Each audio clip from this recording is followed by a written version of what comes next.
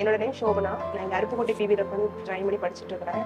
First வந்து நான் பிபிக்கு வந்த ரீசன் என்னன்னு சொல்லி பார்த்தீங்கன்னா மேக்ஸ்க்காக மட்டும்தான். ஏன்னா வந்து மற்ற டாபிக் எல்லாமே வந்து ஓரளவு படிச்சிடலாம் அந்த நம்பிக்கை இருந்தது. பட் மேக்ஸும் போது ஸ்டார்டிங் வந்து அந்த ஸ்ட்ரகிள் ரொம்பவே இருந்தது.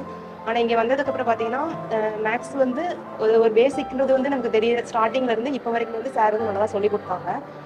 ஸ்டார்டிங் வந்து பார்க்கும்போது ரொம்பவே சிங்கிள் டிஜிட் தான் மார்க் வந்துட்டு இருந்தது. அது எப்படி அப்ரோச் பண்ணுன்றது வந்து தெரியல. ஆனால் இங்கே வந்ததுக்கப்புறம் அதை நல்லாவே லேர்ன் பண்ணி சொல்லி கொடுத்தாங்க.